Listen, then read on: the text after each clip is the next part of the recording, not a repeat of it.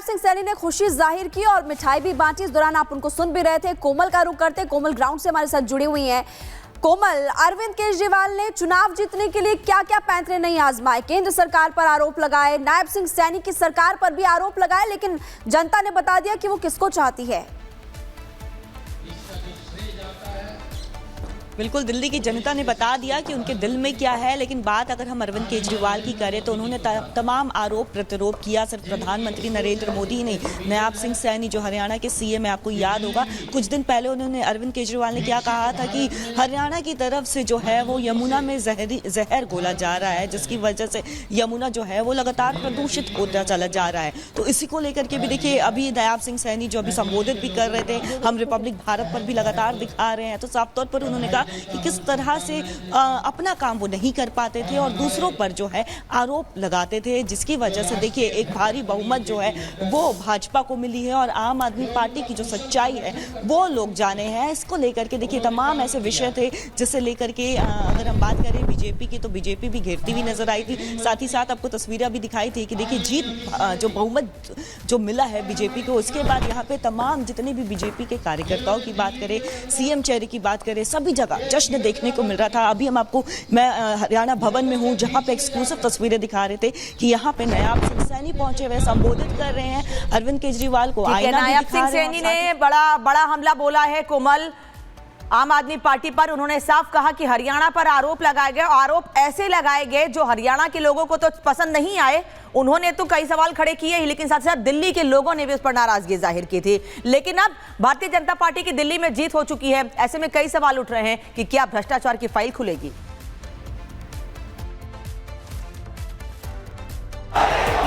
आडंबर, अराजकता, अहंकार, आपदा की हार हुई। हम ऑपोजिशन का रोल निभाएंगे।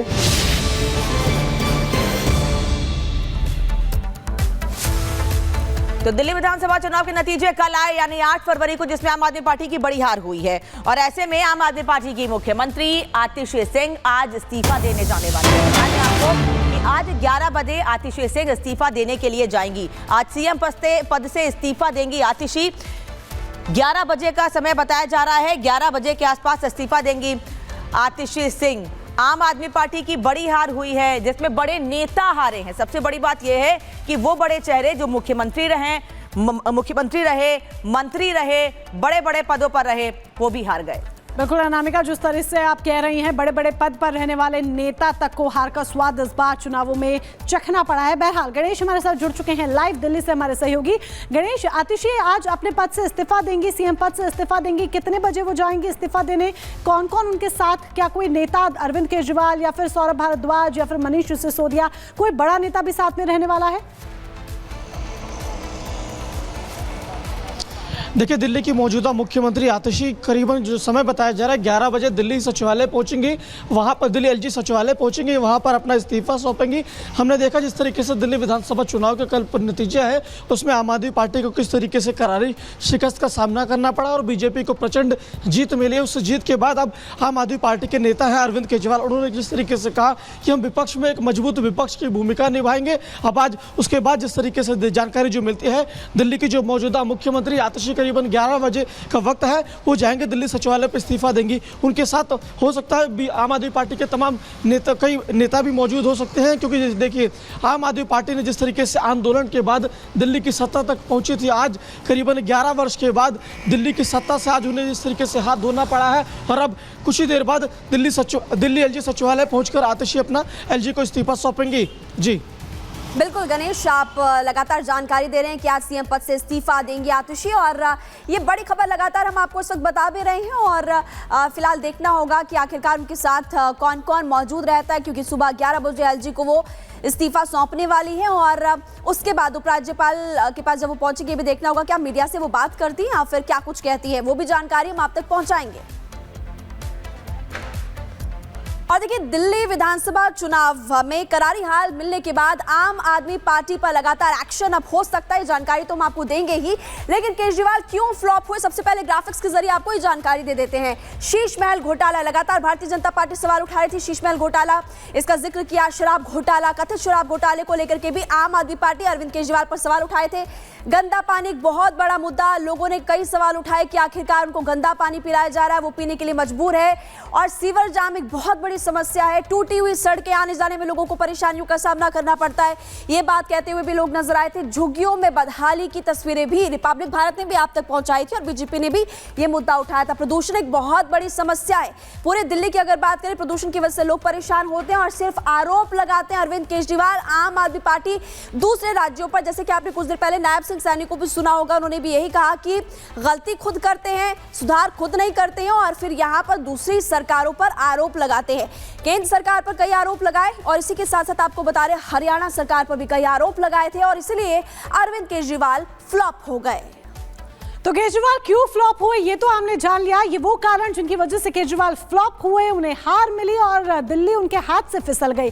लेकिन जो दिल्ली उनके हाथ से फिसली है, सिर्फ यहीं तक केजरीवाल की जो राजनीतिक जीवन है या करियर है सीमित नहीं है, बल्कि इसके बाद भी जो मुश्किलें हैं अब उनका इंतजार कर रही हैं। संकट के बादल उनके ऊपर मंडरा रहे हैं क्योंकि बीजेपी की जीत हुई है और प्रधानमंत्री नरेंद्र मोदी ने ऐलान कर दिया है कि अब एक एक कर तमाम जो फाइल्स हैं वो खुलेंगे, यानी कि केजरीवाल फाइल्स जल्द ही खुलेंगी।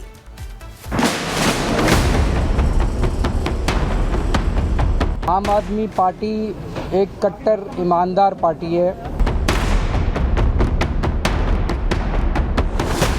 अरविंद केजरीवाल ने जिस भ्रष्टाचार को दिल्ली से उखाड़ फेंकने का दम भरकर साल 2013 में सत्ता का स्वाद चखा था, केजरीवाल ने जिस भ्रष्टाचार को मिटाने का दम भरकर साल 2013 में शीला दीक्षित को ललकारा था, भ्रष्टाचार का प्रतीक बताकर चुनाव लड़ा, जीता और दिल्ली मुट्ठी में कर ली थी। बिल्कुल इसी तरह से इस बार बीजेपी के प्रवेश वर्मा ने यह कमाल कर दिया।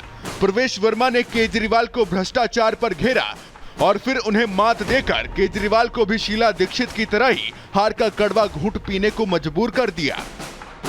यानी कि जिस भ्रष्टाचार को मिटाने की कसम खाकर केजरीवाल सत्ता में आए थे, जब उन पर खुद भ्रष्टाचार के आरोप लगे तो दिल्ली की जनता ने केजरीवाल के साथ भी वही किया जो शीला दीक्षित के साथ किया था।